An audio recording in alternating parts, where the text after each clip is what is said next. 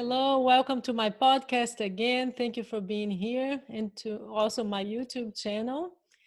Today, I have a guest who, like so many of you, and me included, she has been touched by suicide. She lost her brother, her dear brother Adam, to suicide. He was very young. And she ended up, after years and years of soul searching, writing a book about it. It's called Standing on My Brother's Shoulders. It's a beautiful book. Her name is Tara. Tara is British. She's a firefighter, one of those heroes we hear about all the time. And she is an author. I'm so glad you're here, Tara. Welcome to the podcast. Thank you, Paula. It's my pleasure to be here. Tara, I have to say, many times when I interview an author, I get the book and I read passages of it. I'm so many times I don't have time to read the whole thing, but yours I just could not put down. I kept Oh, thinking, thank you. okay, I'll just skip the next chapter and look at something that's really relevant to the story. But I just kept reading and reading. At some point, I just said, okay, I'm just gonna finish this book. Oh, It's thank such a you. good book, such a good book, well written, so much soul searching. You went into a digging search for who you are, not just you, but your parents, where they came from, all the traumas involved in your family and the impact it had on you and on your brother, your sister. So welcome. I'm so glad you're here. Thank you, Paula. That's lovely. That's a really lovely way to introduce me. Thank you. Well, you're British, but you're not in England anymore, right? You're not in Australia. I'm in Sydney, Australia now, and I've been here for 25 years now. It's been a long Yeah, time. that's on my bucket list for sure. I would love to go. So many people say it's very much alike in terms of weather and the people. They're very warm, very much like in Brazil. Is that true? Have you been to Brazil at all? I haven't been to Brazil, no, but I have heard that. And I think, yes, it is beautiful here. I live quite near the ocean. And yeah, it's just a lovely, lovely place to be. And I really found my home when I came here. Yeah, we'll go into that later on. But I would like to start where you started. Before you talked about your brother and the loss of your brother to suicide, you talked about your mom and your dad. So let's start with your dad. Can we talk a little bit about him? I mean, he struggled with mental illness. And as it often happens, as a child, we don't know what's happening, right? We see it as a trait, a personality trait, or maybe there's something wrong with me because kids, we so often blame ourselves for what's happening. So, who was your dad, and why do you think it was important for you to actually understand him and understand his history? Yeah, I mean, that's a really good question. And, it took me a long time to go back and kind of actually look at who he was and where he'd come from and his heritage. And then to allow myself to understand why he was the way that he was. Because as you said, as a child, I just remember him suffering from what I now know is quite a severe depression, although later on he was diagnosed with schizoaffective disorder and then bipolar disorder. But I remember he grew up in India and he left India when he was 6 years old.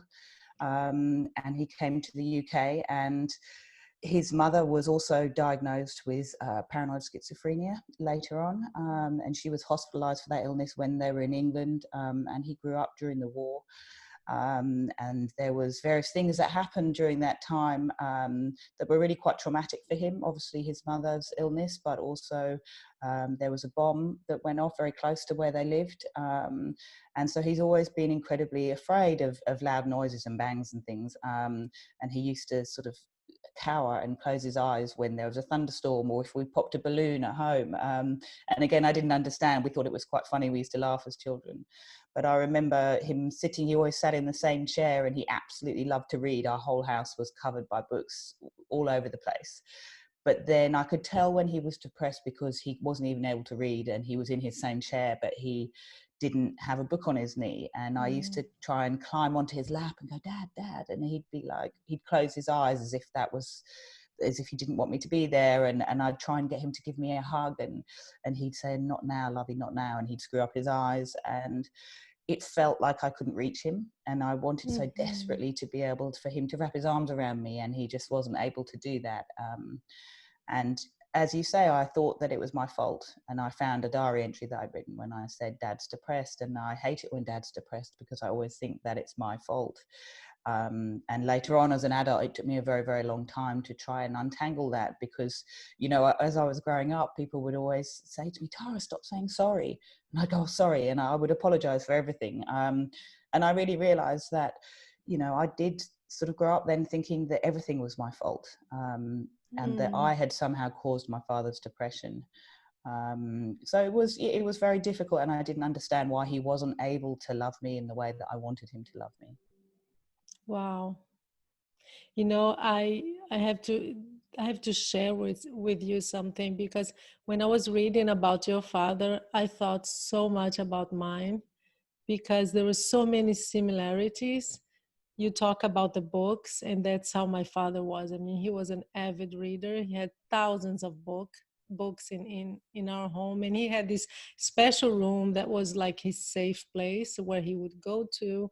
And he had, I mean, books all around him, a lot of records, because he loved classical music, and he would just go there on the weekends and stay there all day. And like you, I would know when he was depressed too, by the way that he behaved within that room. I would look at him, and for him, you mentioned that your dad would close his eyes, right? Like he didn't want to be there. And my father, he would actually put his head down like this on the table, or his head, or hold his head with his hand. So I remember the physical gesture, that I would look at him and I would not want to go into that room. Yeah, yeah. And that has such a powerful impact on how you react to that as a child, that I think as a child you do tend to think that everything's and it's your fault, and it's something that you're doing that's making him like that. And Mm-hmm. that's how that plays out in adulthood, is just, incredibly powerful in how it changes our behavior and what our beliefs about ourselves.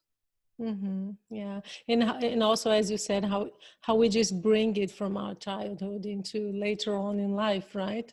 And how we Yeah. react, as you said. I kept saying, "I'm sorry, I'm sorry, and I'm sorry," and you didn't even know you did it. Yeah, yeah, exactly. Absolutely. And also, I believe that you mentioned that his brother was a professor of psychiatry. Yeah, so one of my dad's brothers, his youngest brother, ended up becoming a psychiatrist in Canada, actually. And again, he did some really incredible work. He was very well known there. And it wasn't till really when I started writing the book that I kind of clicked and realized why he had come to study what he did study, in that, his Mhm. mother had been suffering from schizophrenia, and he did a lot of work with schizophrenia. And it was actually my uncle who came over to England when our mother died, and made sure that my father was admitted to hospital. Yeah, and it just shows how impactful something like that. I mean, he chose a career in a way, maybe to find out what happened to his mother, right? To Yeah, understand it. I think so. And it was also something that he never ever spoke about. And interestingly, even when I wrote the book, he passed away some time ago now, but um, it was very much his wife didn't want me to acknowledge that had happened to her husband, because he never spoke about it in all the work that he did. But he did incredible work for many, many years. Wow. Wow. It just shows also the stigma regarding mental illness, because I mean, Absolutely. even him, I mean, he was a doctor, he wrote about it, never mentioned it.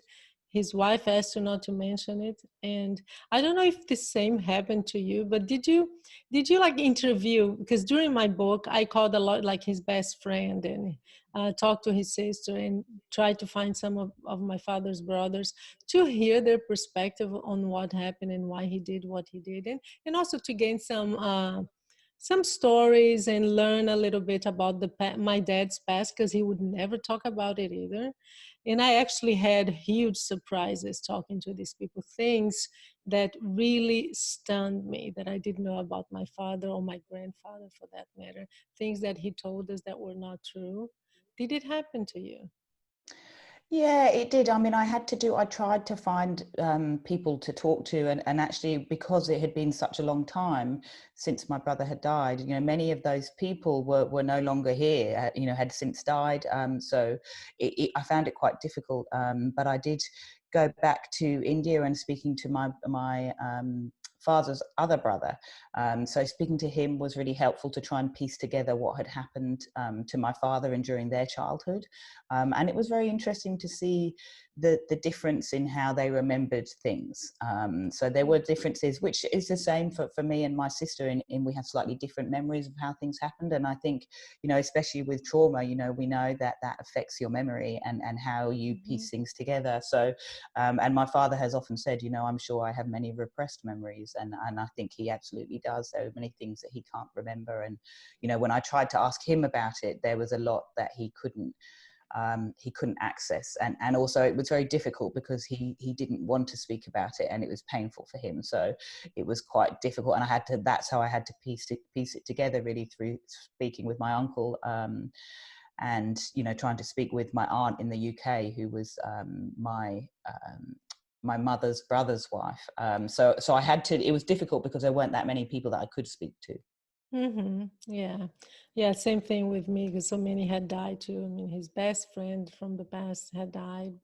And the other thing that I immediately connected with your father was the fear of loud noises and explosions, because interestingly, me and my sister have the same thing, and we never found out where it comes from. It's so Yeah. bad with my sister. And when I was reading a book, I said, oh my goodness, it's the same thing. Because I have a little bit more self-control, but my sister, she never liked going to kids' parties because of balloons. She cannot, she cannot sit like your father. She wouldn't sit anywhere. She would always go into the room and look where the balloons were not, and she would sit there because she just gets too tense under balloons because of the fear of that it's going to explode. Isn't that Yeah, amazing? yeah, It's the same yeah. thing. I That's was reading incredible. this, oh my goodness, but we never found out. We've been talking about this all our lives. We talked to our mom and we cannot figure out what happened because it's me and her. Me, it's more fireworks. Yeah, You know, I, yeah. I don't Wow. like fireworks and it scares the hell out of me, or any loud bangs or anything. But my sister, even balloons affect her. Yeah, yeah. And did you find it so helpful to actually piece it together by realizing where that had come from? We don't know. We don't know where it comes from. The only inkling that I have, thinking back, is that my father had a collection of guns, and I remember on the weekend, and my father was an alcoholic.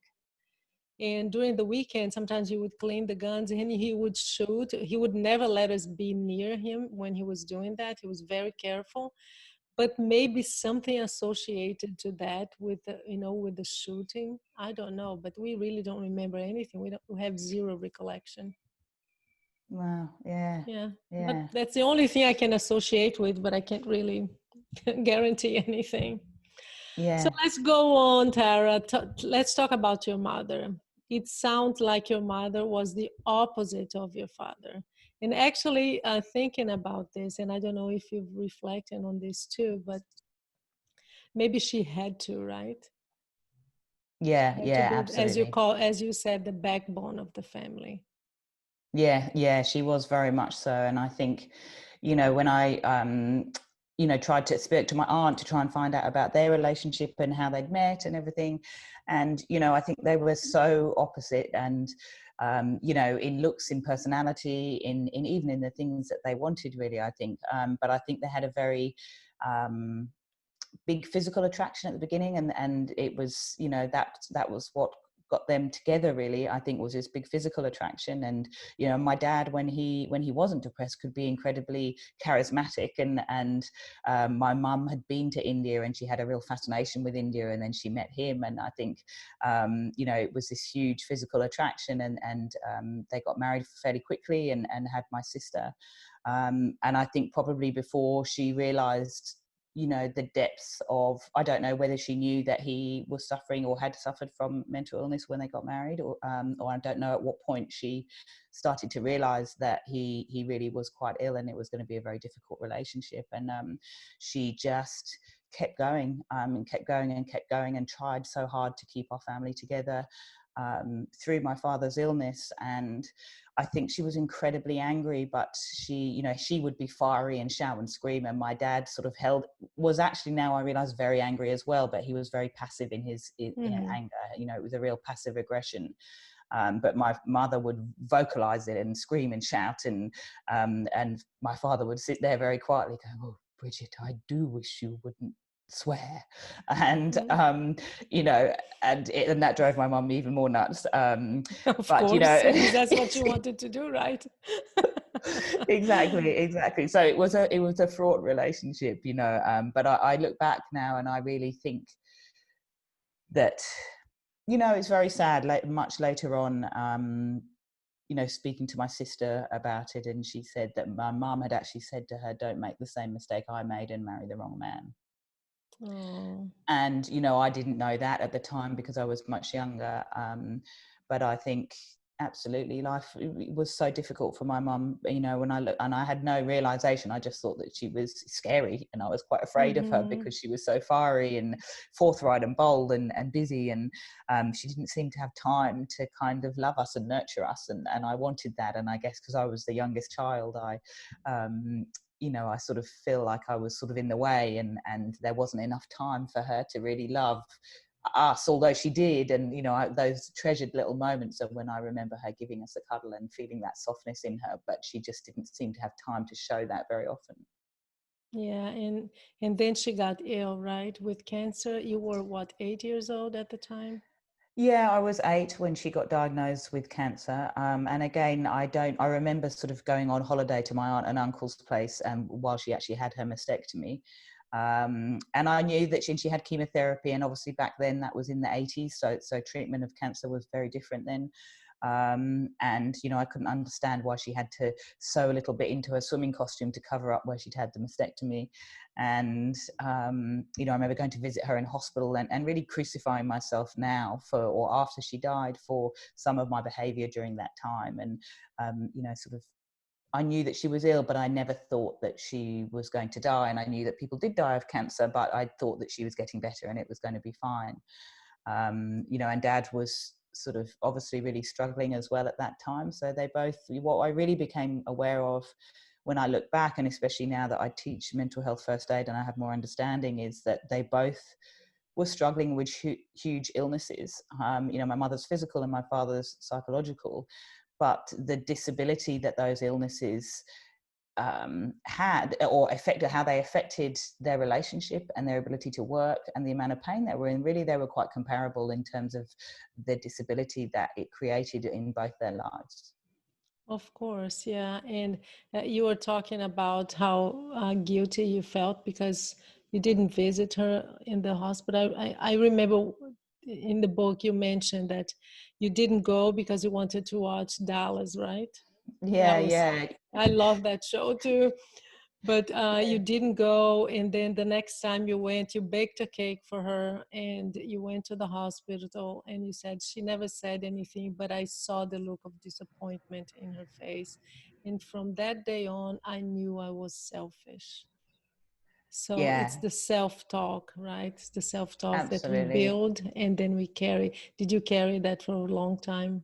Absolutely, I carried that for so long, for forever, and I even now I still kind of struggle to believe that it's okay, that I'm not selfish. And so it led me to really just, I felt I had to give everything all the time to everyone, and I couldn't, it wasn't okay to say no, actually I want this. And I think, you know, because both my mother and my father were struggling, that the subliminal messages was, you know, that I had to be, that it wasn't okay to say that I wanted anything. It wasn't okay to want anything. I had to just be good and be quiet. And I think that really suppressed my voice, because that was all I knew, was just be quiet, don't say anything, and don't want for anything, because you're selfish if you want for anything for you. Wow. And that really, really played out in my life, certainly after my mother's death, and for a very, very long time. And it was something that was very difficult to unpick, and to actually have that belief, like, it's okay to ask for what you want. And you were so little. When she died, you were 13? Yeah, I was 13 when she died, and she had a brief period of remission from her breast cancer, and then the cancer came back as liver metastases, and then she became quite ill, and then she Mm-hmm. passed away when I was 13, and my brother was 15, and my sister was 17. I can't even imagine. So you were left with your father, and actually he had a breakdown right after, and he was hospitalized. Yeah, so he, up until that point, I only remember him suffering from quite a major depression. But after our mother died, he had quite a severe kind of psychotic manic episode. So he started behaving as if that, mum's death was the best thing that ever happened. And he started giving all his money Mm. away and wanted to go out and eat in restaurants everywhere. And was admitted to hospital quite quickly. And that was where he was given, I'm not quite sure whether he was at that point given a diagnosis of bipolar disorder or schizoaffective disorder, but he remained in hospital for the best part of a year. And so really the three of us were left at home, and obviously none of us were over the age of 18. And none of us knew how to grieve, really. And we were going to be adopted all separately to families in the local area that we knew. But my aunt and my mother's brother, who was alive at that time, but he's since passed, they really fought very hard, and they actually had to go to court for us all to stay together, which again I didn't find out till many years later. Um, but I so wished that our grief would somehow unite us, and that we'd come together in our grief. But we really weren't able to do that, and we all coped in our own ways as very Mm-hmm. young people. And certainly now I look back, I can see how we all coped very differently, but it certainly impacted all of us. Mm-hmm. Yeah, and I'm sure it was very hard then. Because so were you adopted together? Because you mentioned that your dad came back, I think, a year later, and it seems that you were together after that. Yeah, we actually ended up staying together. So because we weren't legally allowed to be staying in the house because we were all under the age of 18, we actually ended up renting a room in the house to a lodger that would just stay there, because they were over 18. So it meant legally we could stay there. But we used to go to dinner at our neighbour's house every night, and I'd go up to another friend's house. And so that was how we got through that time. And then progressively Dad would come out of hospital for brief periods, like just come home for the weekend at Mm-hmm. times, and then gradually he started spending more and more time at home. And my sister then went to university after that.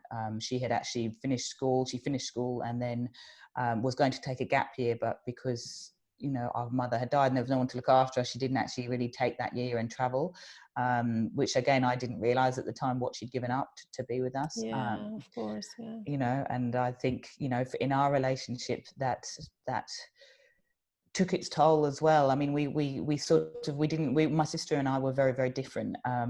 Whereas my brother and I really coped, but we were quite similar. And although we didn't speak about our grief, we really just had this deep understanding of each other and this deep, deep caring bond that was really unique and special. And I think he certainly cradled some of the pain that I felt just by being there. And I really looked to him to be the person that was going to make me feel safe at a time when the world didn't really feel safe. I couldn't find anyone to love me really and support me except for him. Mm-hmm. Let's talk about Adam and his loss. And I'm sure all this grief. I'm just thinking here, three young kids, because that's what you were, right? Trying to deal with grief with a father who was hospitalized, and back then you didn't even understand what was going on, and just trying to stay together. I mean, it's a huge toll for such young age. Yeah, it really was. And obviously, when you're young, you just don't have that emotional maturity to try and understand or process grief, or understand, or Mm-hmm. certainly, look to anyone else and look to my brother and understand what was going on in him. But he was so he was the middle child. He was 15 when our mother died, and he was actually away on a walking trip and had to be airlifted back to the hospital to come and see my mother before she died. But he was, he was beautiful, good looking, tall, dark, handsome, and he had this beautiful sort of Anglo-Indian skin, and all the girls wanted to be with him, and they'd stop at the top of the road to watch him cycle by in the morning, and all the boys wanted to be like him. And he was incredibly intelligent, and seeing some of his writing that he did before he died, it still blows me away at the how he could write at that age with such incredible depth and beautiful painful writing, but really amazing. And I think what we didn't realize was how much he was struggling with that grief. And I guess for men, and particularly for young boys, it's very, very difficult to get in touch with your emotions. And who at 15, what 15-year-old kids or boys are going to want to talk about feelings or emotions or know how to talk about grief? So I know when I went back to school, nobody spoke to me, and I'm sure that he would have had the same experience. And so I think that really just that grief really metastasized within him for many years before any of us saw what was going on. And I think he felt this enormous pressure to succeed, because my mother and father had both wanted him to go to Oxford University, and he carried the weight of that very much so. And he really felt that he had to look after me, and he had to look after everybody, and he had to look after Dad. And again, that he wasn't allowed to express his grief and couldn't find a way to express that. And I think that was so destructive for him. Yes, and you have beautiful passages in the book that from his diaries, I believe, that you kept, and you have some of the letters that he wrote to you.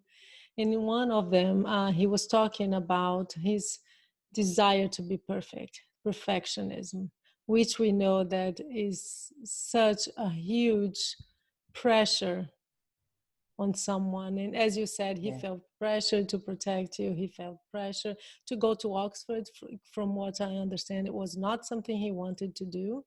And just so the listeners understand, it would be the equivalent of an American going to Harvard, right? The parents want that, but he didn't want it. And he went, and I just want to read something he wrote about this. And he said, "I'll tell you why, because I have lied all my life. I have cried all my life because I wasn't perfect and I couldn't accept it." So it Yeah. just shows the kind of turmoil that he was experiencing. Yeah, absolutely. And even when you say those words, it just breaks my heart. It's like, how how damaging that. And I call it in the book, I call it the curse of perfectionism, and I very, very much believe that. And it's such a destructive trait. And as you say, we know that there's a strong correlation between perfectionism and suicide and mental illness as well. So I think, I then much later found Brené Brown's book, The Gifts of Imperfection.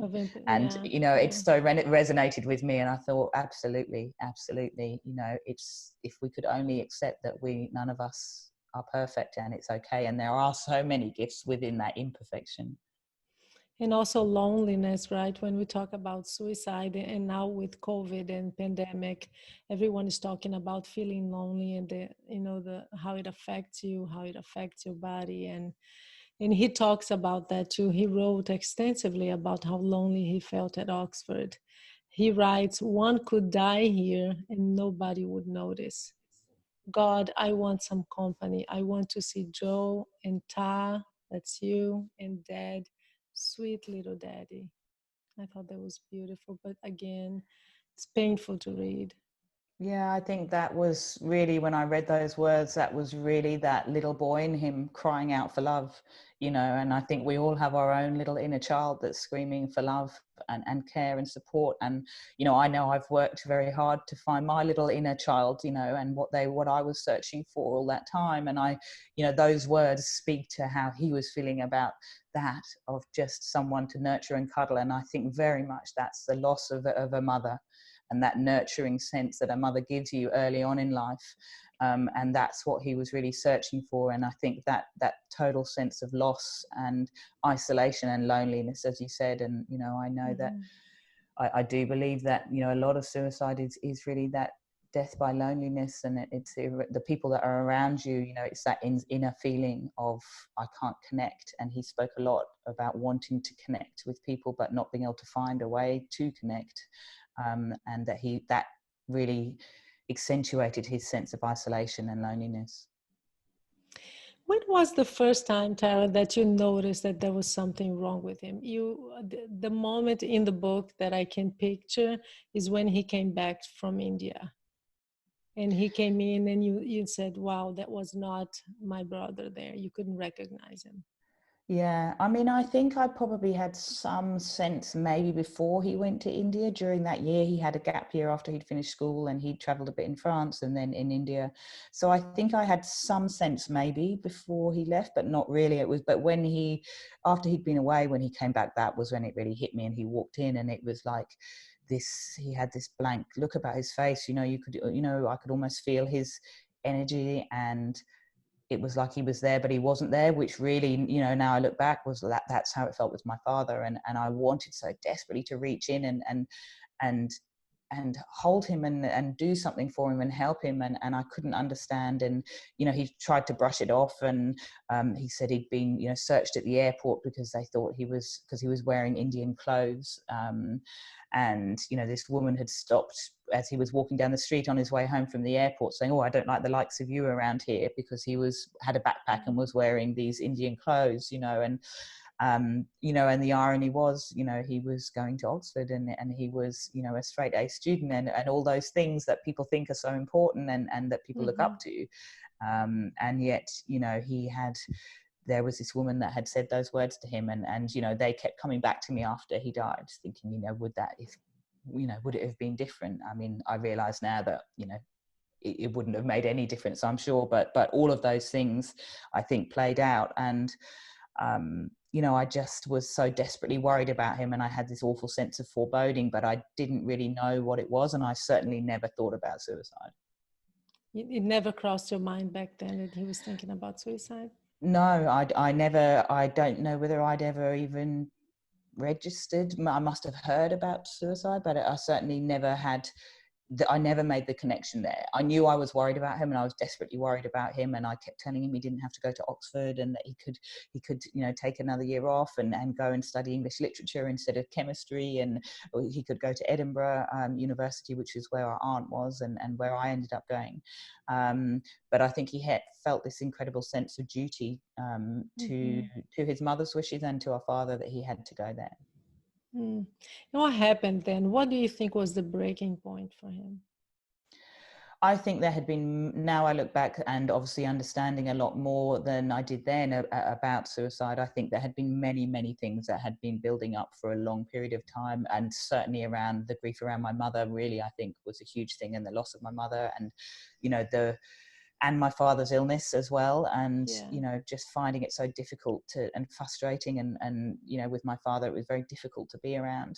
So I think that built up. But I think going to Oxford, you know, and then coming back from India and seeing all the hardship in the world there, and so many people suffering, and trying to make sense of then coming back and going straight to Oxford University, which is one of the most elitist kind of institutions in the world in terms of, you know, full of privileged people. And he had an incredible sense of social justice for somebody so young, and to go, how can I be in this world when there are so many people in the world, in India, with nothing, and can't even drink clean water, and have no clothes on their back, and then here am I in this institution, surrounded by all these privileged people, and obviously immense pressure there, academically, in the amount of work, and going to a university, not knowing anybody, and, you know, feeling even more isolated because people don't know you, they don't know their history, and you can't just, you know, connect with people. And, you know, he had so much going on inside him, and he was a very deep thinker, and I think that can be isolating too, certainly at that age. So I think there were many, many things that you know, sort of all built up over time, and the tipping point, I think, was very much, you know, going to Oxford University, because he was in his first term at Oxford when he died. And how old was he when he died? He had just turned 20, so he came back from India. So young. Yeah, so he was very, very young. Do you have recollections? Because I remember regarding your mom, you say that you don't even remember who told you. You don't remember the day. There are a lot of, as you mentioned before, trauma does that. You know, a lot of memory gaps when it comes to your mother's death. Is it the same with your brother? Do you remember what you felt and what you went through the immediate days afterwards? I mean, I think that's a really interesting thing, because I did struggle so much to remember events around my mother's death. I mean, obviously I was quite a lot younger, but you know, with my brother's death, I actually do remember. I mean, I'm Mm. sure there are things that I don't, but I remember the just unimaginable pain. I remember, you know, there was so much I remember in some ways every single second. You know, and Wow. this period of just intense pain, and then finding this huge build up in the ensuing days, where I would start to feel like I was being crushed, and I couldn't breathe, and I couldn't function in the world, and I couldn't be in the world, but I not knowing how to cope, and just needing something, and then having this huge outpouring of grief, and really screaming and howling, and that was the release, if you like. And you know, in a way, I would feel better when it was coming out, but the times when I wasn't actually, you know, overtly crying were really horrendous. And it was just struggling to get by from second to second, really. Mm-hmm. What do you think helped you then with your grief? I think my aunt, without a doubt. So my mother's brother's wife, as I said, my aunt Margaret, you know, she was very close to my brother as well, and she really tried to look after us. Her husband, my mother's brother, had died a few years before, and you know, just she was the one person that I could turn to, and she really, you know, I don't think I would have survived without her. You know, she just sat with me in my grief, and I think that there are so few people that are able to do that, and the intensity of that pain is just overwhelming for many people to be around. And you know, I now think, you know, one of the greatest gifts that you can give to anybody who's grieving is just to be with them and hold their space and hold their grief, and allow them to grieve in any way that they need to. But I really found that most people weren't able to do that, and that was made the grief even harder, and Mm-hmm. even more isolating. But she just allowed me to stay alive and move forward. Mm-hmm. Yeah, you mentioned there's a passage in your book, and you talk about being fearful that you would be next. You said, Yeah. "Well, my dad was ill, psychiatric hospital.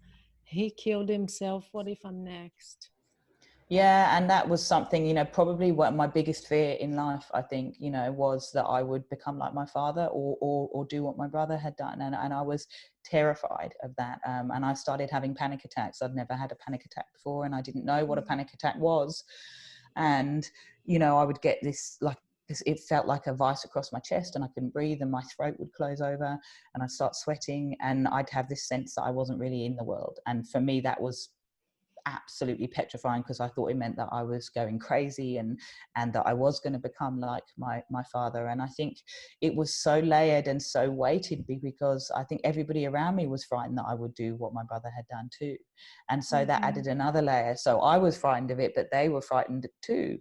And Yeah. so that really was so destructive, in that so much fear, and that fear, you know, I lived in fear for so long, and fear that I would, you know, become like my father, or that I would do what my brother had done. And it took me many years to come to terms with that, and to realize that I didn't want to die.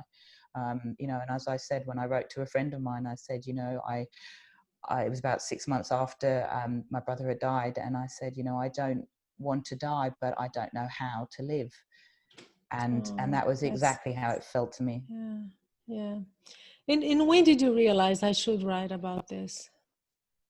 You know, I found his diaries. I can't remember how long after he died, but I always had them with me, and I brought them with me to Australia. And I always knew I would do something with him, with them. And I really, originally, it was really, I wanted to give him a voice for his life and his pain, and to bring some meaning to his life, because his diaries were very much written as if he wanted them to be read, because he would write things like, if anyone should ever read this. Mm. So they certainly weren't written in a way that it was like he never wanted anyone to see them. So I knew I would do something with them. And it was only really in 2009 that a few things happened in my life that made me realize that I wanted to start writing and that it was my time. And originally it then morphed into kind of me writing my life story down and becoming my voice, I think. And then starting to integrate his voice and my voice, and it sort of naturally and not intentionally became a book. But I think a lot of it in the events in my life that led to me writing the book. I had become a firefighter, and I went to a call to a suicide as a firefighter, and I had a really visceral physical reaction to that where I felt like I was going to vomit. And I had a friend who had attempted suicide and had written a heartbreaking letter about her suicide attempt, and that really affected me. And then I had the breakdown of a short relationship, and I couldn't understand why my grief around losing that relationship, because it was only really quite short, was so intense.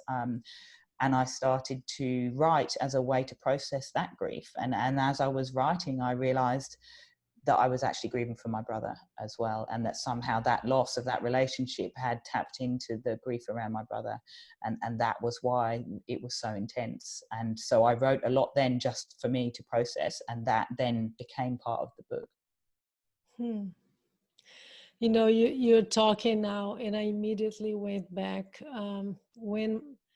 when I ended a relationship before I came here too. It was a long relationship, and I was like you. I was grieving. It was just beyond comprehensible pain, and I decided to go back to therapy. And I only went for 3 because I've done therapy many years, and I went for only 3 sessions, and I didn't notice this. I mean, it was a therapist who pointed that out to me at the end.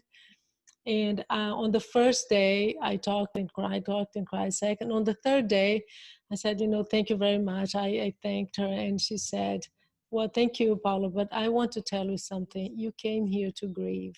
On the first day, you only talked about the relationship you just lost.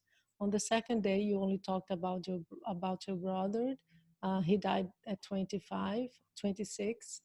And on the third day, you only talked about your father.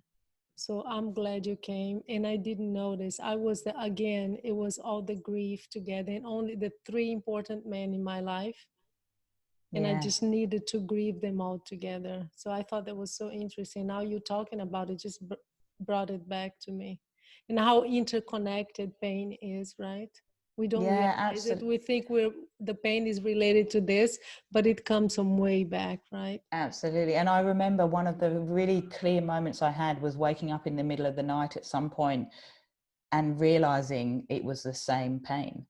It was the Mm, same old pain, and realizing this, something came over me when I suddenly realized that it was about all the old pain. And mm. somehow that relationship had symbolized so much of that. And I hadn't realized how much I'd been holding. Wow. Tara, I'm sure your book was very healing for you. Writing was very healing for you. And I'm sure my listeners, I will have a link to your book on my notes so they can get it, because I'm sure it will help so many people. And I want to finish the interview just reading a passage from your book because I loved it. You say, now, whenever a wave of grief sweeps over me, I look on it as an opportunity, a chance to peel back another layer so I may get closer to my true self. So I hope you get there one day, and if not, keep searching, because that's the most important thing, isn't it? Absolutely. And what is incredible for me is that I've reached that place where I can live my truth, and I feel that. And it took many years of lots of work and therapy, but I would really encourage anybody who's listening who might be struggling to really keep going on that journey, keep finding the right support and the right people and the right ways to look into yourself and your pain and be able to hold that. And I think we all need support to do that from the right people, and keep looking for those right people and those right types of therapy. And I've had 3 different therapists over 17 years, but I think really now I very much feel that I have reached a point in my life where I'm able to speak my truth and be the person that I want to be. And I fought with that for so many years, but I really now see what those wounds have given me. And I used to want to get rid of those wounds. I thought if I can just get married and have children, it will prove that I'm fixed and I'll be better. And that was my sign, and it didn't happen. And now I really don't want to get rid of those wounds. I just hold them much more gently, and I see what they've given me and how they've guided me, and they add a real richness to the tapestry of my life. And I think when you have those darker hues in your tapestry, they really also make the colors brighter. And I see what I'm able to give to the world through my experiences, and I see my path, and I very much feel that I'm living true to that now, which I didn't for a long time. And so I really hope that anybody listening to this can, take something from that and realize that it is possible to live the life that you want, and become the person that you want to be. And in a way, I'm only able to do that because of the intense struggle that I had to make peace with what had happened to me. And it's, in a way, it's the depths and the extent of that struggle that has given me the growth that I now feel. Mm-hmm. And thank you for writing the book. Oh, thank you, Have a Paula. good day. It's so early right now in Australia. Just so the listener know, poor thing, she gave me this interview at 5 a.m. in the morning. It's my pleasure, Paula, and thank you for So, all the work you do. I think it's incredible, and I think it has such power to help and heal so many people. So thank you for the work that you do. thank you. Thank you for acknowledging. No, it's my pleasure.